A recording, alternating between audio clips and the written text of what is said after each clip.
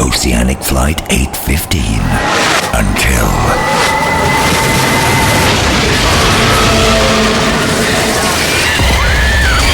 Now, lost on a mysterious island, the survivors have more to fear than survival itself. 5, 4, 3, 2, 1.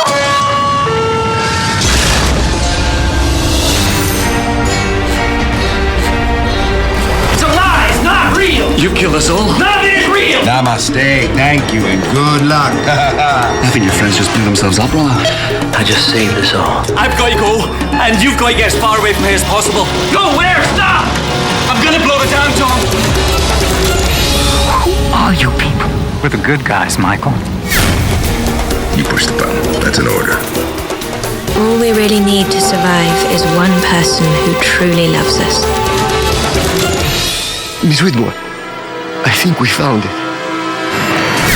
This is the Lost Initiative from Sky One.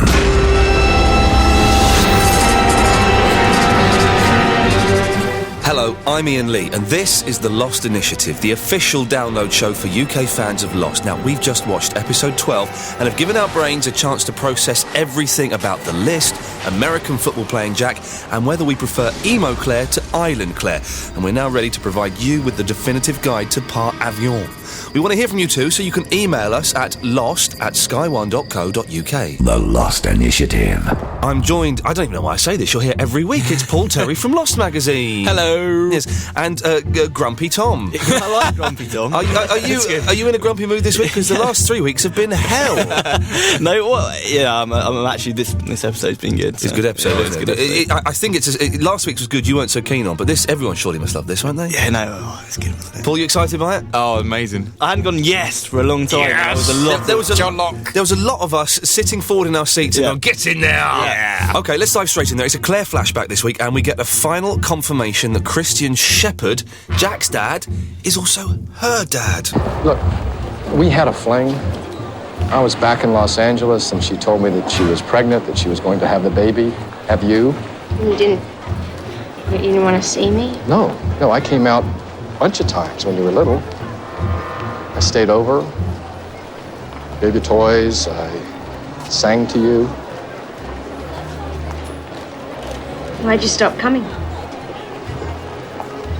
Because your aunt hates me. And your mother didn't like the fact that I had another family.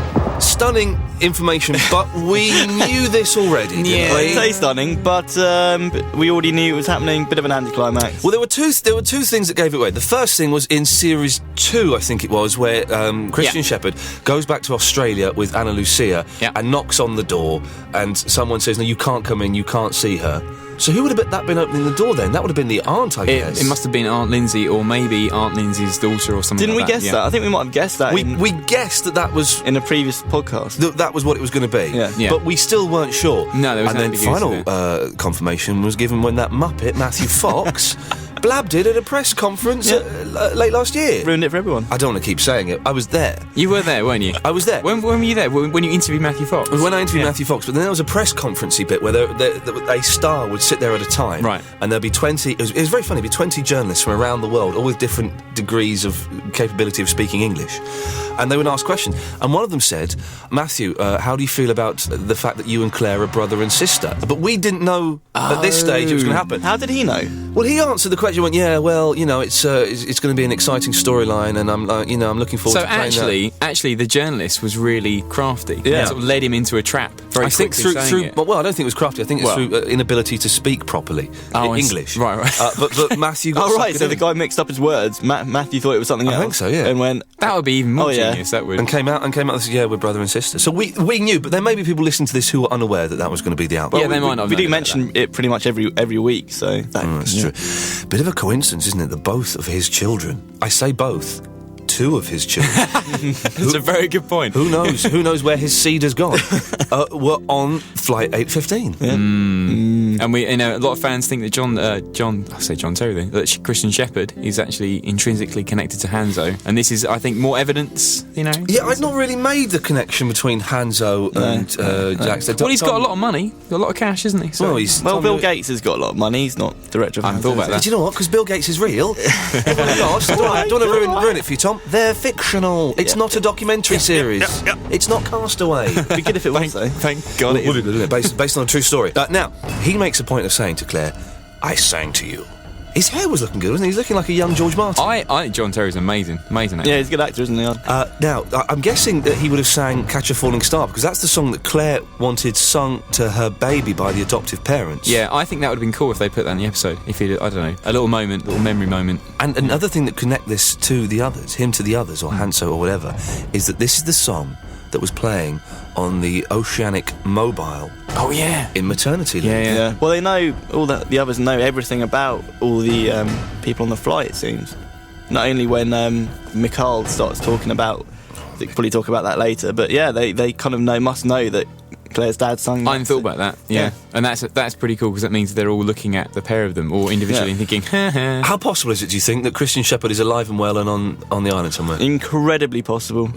Absolutely one of the most possible things. What if he's Jacob? How would he? No, we already know Jacob. Oh, we'll get to the Jacob thing in a second. Because Jacob, is kind of like the leader, the ultimate leader. We think he's a magnificent man. He's a very magnificent man. He stands magnificent.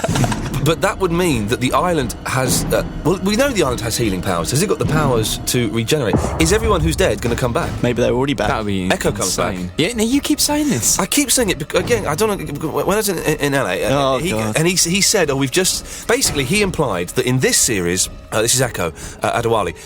In this series, we would find out and see a lot more about his spiritual side and how spiritual the island is. See, I want you to be right, because he's coming back. Echo's amazing. I will bet money that Echo will be back in this series, alive and well. Now, back to business. In the last flashback scene, Claire says sorry to her mum for wishing her dead. So sorry for all the awful things I said to you in the car. That I hated you. And that I wished you weren't my mother, and I wished you were dead. It's all my fault. The accident. And everything. I'm so sorry, Mum. I thought Claire was really good in this. I'm not really a fan of Claire. I thought Emily de Raven was amazing. That scene when she breaks down with her mum in the hospital was a bit of a choker, lump in throat moment. To make this a little bit ladsish, I thought she was quite saucy as well. I know, I've got She's got beautiful eyes. Yeah. Beautiful what? Eyes. Yes. With the black hair as well, it really... I prefer... Yeah, she looked good as a goth. Emo goth. All gothed up. A bit of a rock chick fan, so that was working for me. Has she got powers? Yeah, I think Claire does have some. I think it can't be an accident that, Desmond and Claire, there seems to be some connection with powers? That as well. She hasn't shown any powers. What powers are you talking about? She wished her mum dead, and then her mum was dead. Oh, that's rubbish, though. I'd like to see who was driving that truck. Well, maybe similar people involved in taking out Juliet's husband. Yeah. The driving the truck and the bus and just. I think that's going to be. It's going to be something like Sawyer or something. I think we'll see it later. The copper was very rude. I didn't like the copper. No, he was mean. I thought that was unnecessary. Yeah. Anyway, elsewhere on the island, Said, Locke, Kate, Mikhail and Danielle are looking for the barracks, and Mikhail makes a few revelations along the way. Have a listen to this. I will try to make this as simple as I can. You are not on the list because you are flawed. Because you are angry. And weak. And frightened. The more I learn about your people, the more I suspect you're not as omniscient as you'd have us believe. Don't speak to us as if you know us. Of course I don't know you, Saeed Jarrah. How could I? And you, Kate Austin, are a complete stranger to me. But you, John Locke, you I might have a fleeting memory of. But I must be confused, because the John Locke I know was perhaps... Look at this. This was one of the great moments. Mikhail says, but you, John Locke, I have a fleeting memory of you. I must be confused because the John Locke I knew was That was a definite... paralysed, paratrooper, paradoxical. I'm paralysed. Paralysed, must be. But how would he know him, man? They know everything. And Russo... Oh, yes. Great theory, Tom. Blatantly another. She goes, just... Look at this. Quiet.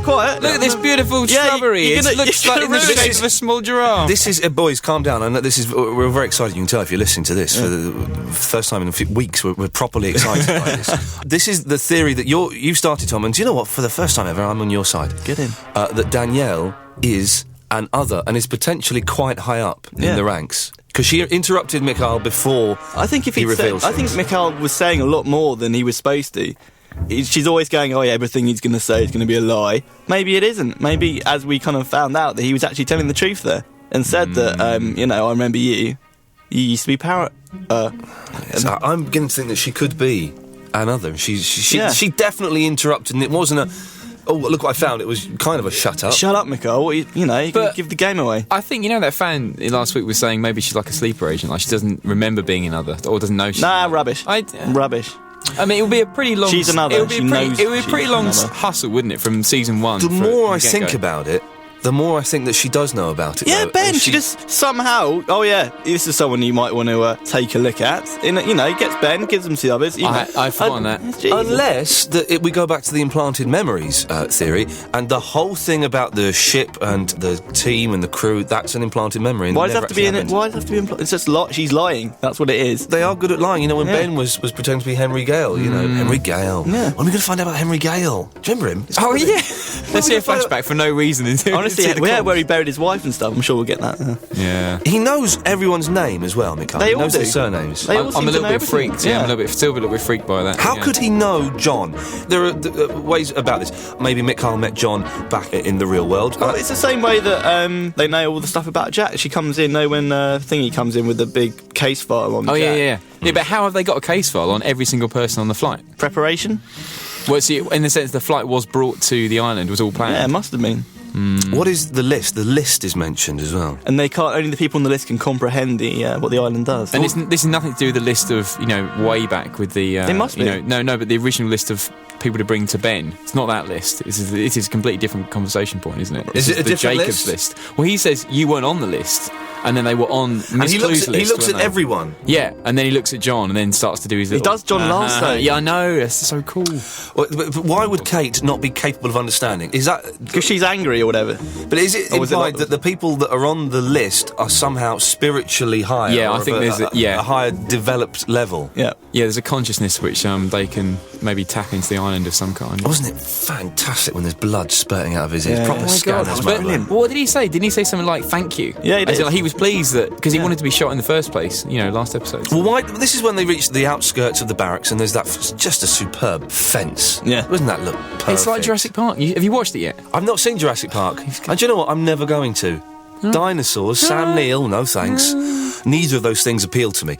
But they get to this sonic fence, and Locke kills Mikhail by pushing him through. And then we started thinking, that Locke was another as well, because he started acting really strangely. Yeah, Syed is you had a really good theory about it, didn't you? Did I? Yeah, the Jacob theory. Oh, yeah, was this my theory? Yeah, I think I'll lay claim to this theory then, that Locke is Jacob. Now, we've heard Jacob being addressed to, and we mentioned him earlier in this show, that he's sort of the ultimate leader. He's a magnificent man.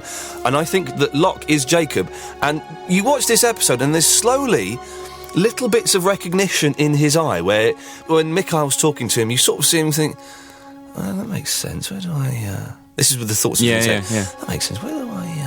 Yes, how do I know that? Oh, yeah, maybe I'm Jacob. You can kind of see... I've jumped forward a little bit there. No, I thought it was quite good. No, that's good. But I still want to discount the thing we talked about a while ago, which was, Ben and Locke being linked in some way, like being...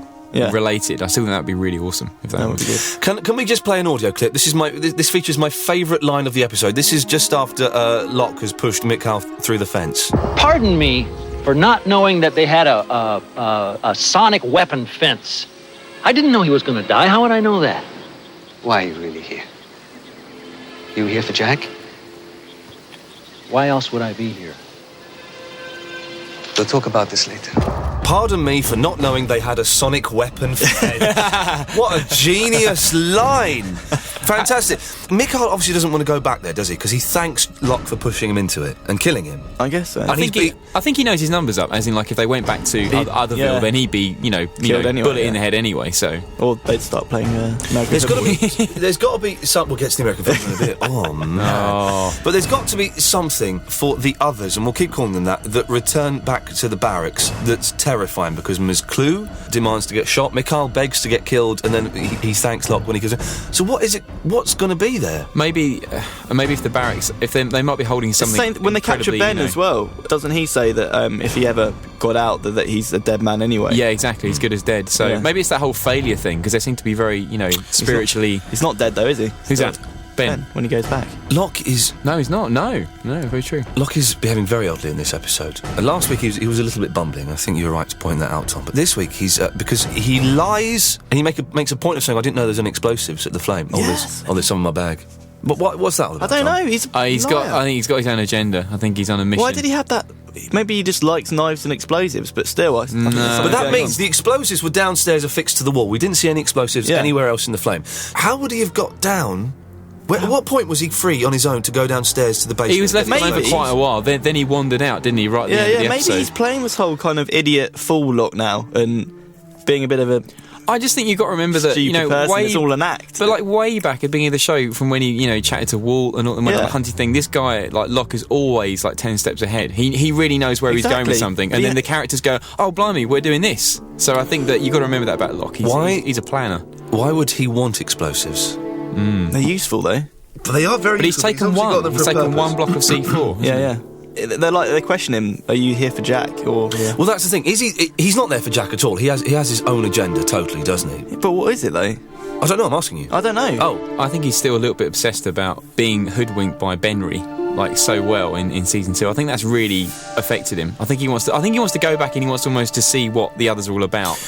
Because you've got to remember that he's been trapped on the camp, isn't he? He was like the leader for a few episodes. And I think he's going back because he's being drawn back by some force that's making him go back. And once he gets there, and once he sits in his throne, metaphorical or literal, he will realise he is Jacob. Oh, like some recollection. Something is going to happen. There's going to be a moment of clarity when he's going to go, crumbs, I'm Jacob. These are my bitches. Maybe he's been doing a few more Sweat Lodge bits, taking a few more of the wacky fruit juice and seeing some things. Good ending, wasn't it? With Jack running. So good. good. And we go, come on, Jack, run, escape. No, he catches the ball, and he's playing with Tom. It would have to be Tom, wouldn't it? They've become best chums. Giant Tom Fish Biscuit. The one person you definitely thought wouldn't be capable of playing American football is playing American football with Jack. And he's loving it, and he's doing it obviously of his own free will. Paul, what the hell is going on? Well, we've seen a lot of characters sort of play a role to fit into a situation and basically, do that double crossing thing. Maybe Jack is doing that because, maybe he knows how well Henry Gale did it. Or maybe, even more frightening, maybe he has been completely indoctrinated into the others. Or I'm going to ask a more direct question. Oh, go on. You speak to Americans who are connected with this television programme. What is Jack doing? And I want the truth. Jack just did a touchdown. Oh. Wasn't it amazing? He's good, isn't he? Do you want to know something? I want to. Yes, I do. Give us some exclusive stuff. Listeners, it's a Paul Terry Lost Magazine exclusive. Here we go. Okay, we had the tattoo flashback episode, which I know you guys weren't a fan of. No, but from the writers' room recently, they did say there is another Jack flashback centric episode coming up, and they've said, if this episode doesn't completely spin you out and leave you talking about it all of summer, they're not doing their jobs properly. They're so excited about this Jack episode that's got left to air before the season is out. They're mad about it. What happens here? Yeah, tell us. It's brilliant. They want to know. They want to know. People out there, they need to know. But you know the whole bullet in the head thing. Do you want me on the show? I'd be dead. Well, do you know what? Yeah, we'll find someone else. Yeah, if you lasted. Clone me. Interesting in Claire's flashback that she's working in a tattoo parlour, and we have yet to see how Jack gets another major tattoo. I think that was a really nice touch, just from the kids. That they're both digging tattoos. Jack comes to Australia, goes and gets another tattoo. Oh, hello. That's brilliant. Thanks. That is brilliant. Has Tom just stumbled on something? No. I'm saying that's brilliant. No, I'm saying that is a brilliant idea. If that happens, I think we may be on to something. Oh yeah, because what would that make everyone talk about it all summer? Oh my God, Claire did his tattoo. Well, no, I'm just saying that. Danielle, I'm confused by her. I think you're right, Tom, that she is potentially another. And when Kate questions her and saying, "Why haven't you asked about your daughter?"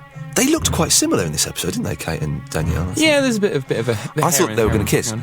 I really did. For a second, I thought, they're going to kiss. That'd be a twist. But I didn't. But when Kate asks her about why she's not asked about her daughter, she says, I do not want to know the answers. I'm really worried now, the more this Russo thing's going on. I'm loving Tom's theory about her being a really sort of like high-up, centric other person. But what if, when she gets to find Alex, this has all been a big double bluff, and what if, when she gets Alex, she's like, thank you. And he's glad to grab hold of her and maybe not kill her, but not bring her back to give her a hug. Kill her, and that would be good. That would be good. But that would be terrifying. That would be fantastic if it's all a long con. Like she has to find. Yeah, the whole thing is about cons. Oh, it is. It is. She's playing a 16-year long con. That's a long con. That's a long con. Hang on.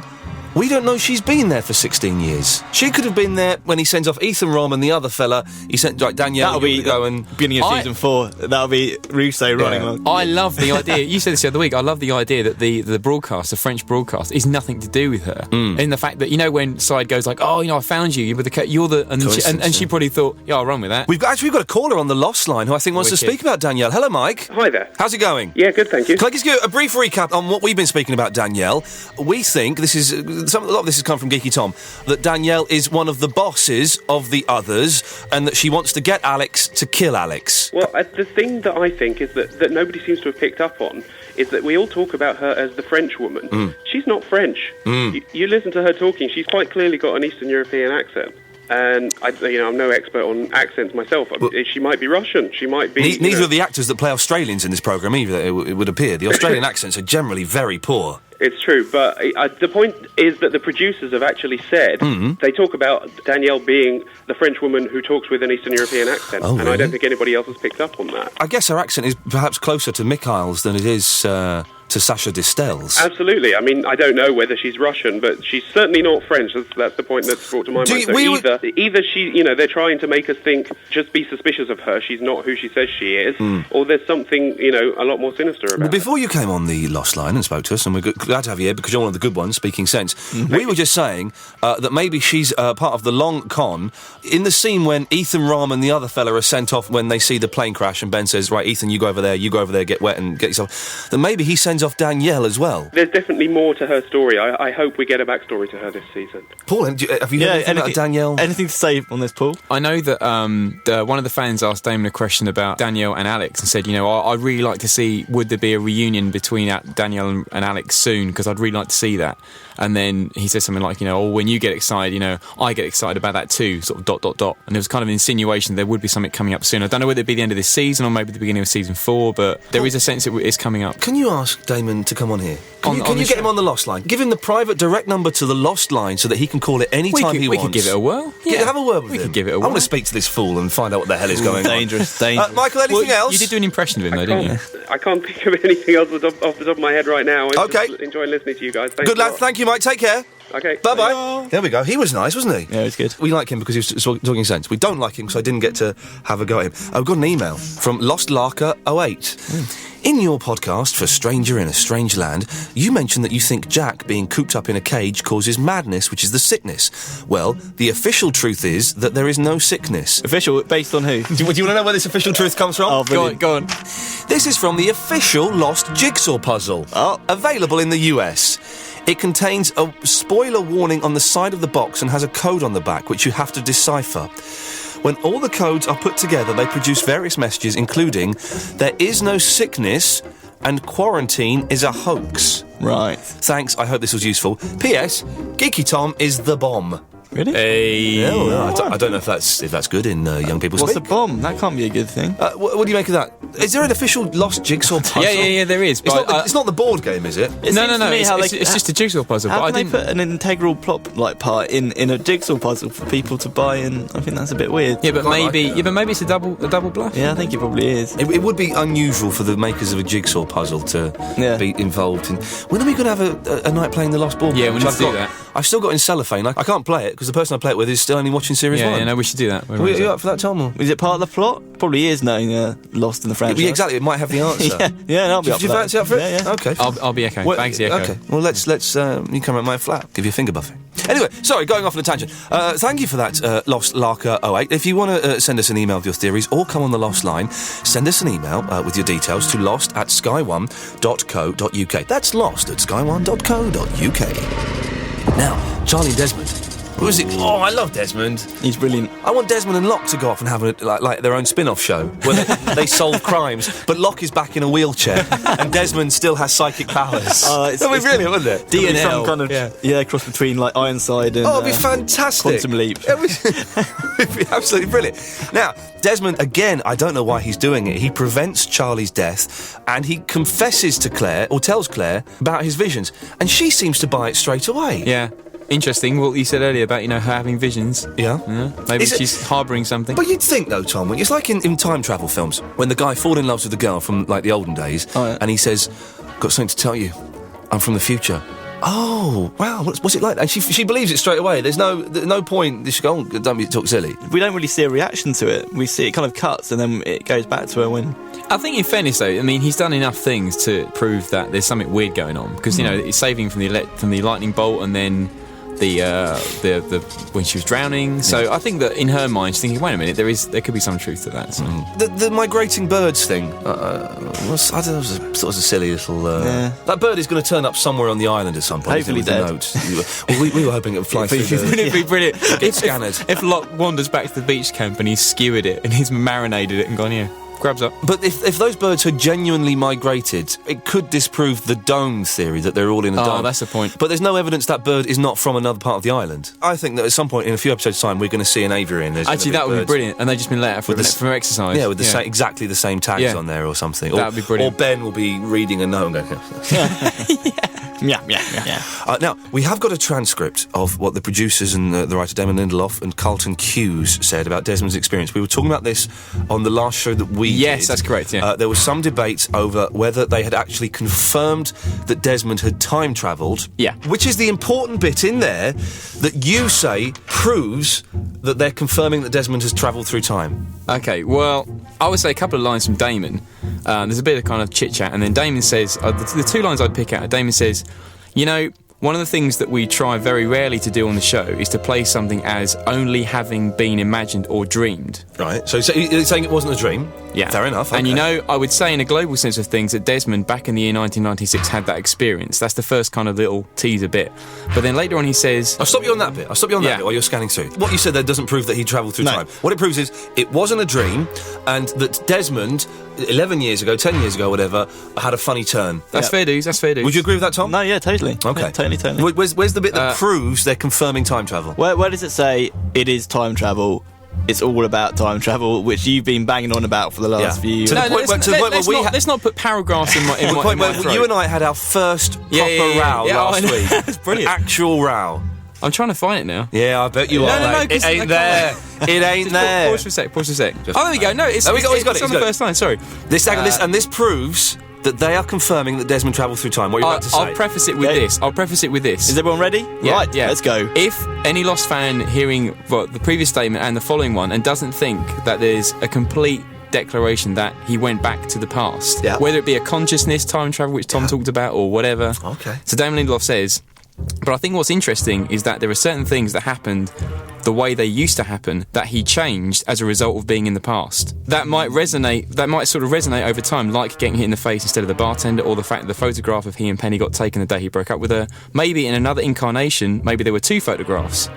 That would explain how she got one. That does not say to me... He doesn't say the word time travel. It doesn't say the phrase. It hints at the possibility of parallel universes. Yeah, but we're talking... Okay, so Tom, you take that. So I will say, there we go. He's trying his best not to go either way and you to derive any kind of information out of that statement. That's what that says to me. Okay, so that's all I can offer you. I can't offer you more than that. I want my money back. If I ran with that... I want my ticket money back. I think you're reading too much into that. You're reading too much into that. No, You're reading that something that isn't isn't there. They're saying very, very little. They do not... What they're saying is, yes, it wasn't a dream. Fantastic, that's good. I wouldn't have expected them to make it a dream. They are not saying he went back in time. A result of being in the past. That's not him saying that he went back in time. Look, guys, I wouldn't want to be making bold statements based on a press release. Press release. It's not a press release. I don't think that's a bold statement to say the two things which he qualifies there are back in 1996 he had the experience, and when he was back in that time, things will resonate over time. We're having this argument 4 it's terrible, episodes isn't it? After it happened, and I think we're going to have it for a lot longer. It's good we're debating it. It is good fun, but you're wrong. Listen, that's the end of it. Thanks very much. Okay. Tom, can you sum up the episode in one word? Ooh. Okay. And Paul, can you sum up this episode in one word? Sonic. Lovely. Episode 13 is on Sunday at 10pm on Sky 1. It's repeated Wednesday at 10pm and Sky 2 Friday 9pm. You can visit the Lost website, which is also part of the Sky website. Excellent stuff, clips of interviews and forums and stuff like that. It's at sky1.co.uk/lost. We'll be back again next week to take a look at episode 13, The Man from Tallahassee. I'm Iain Lee, and until then, namaste. In it.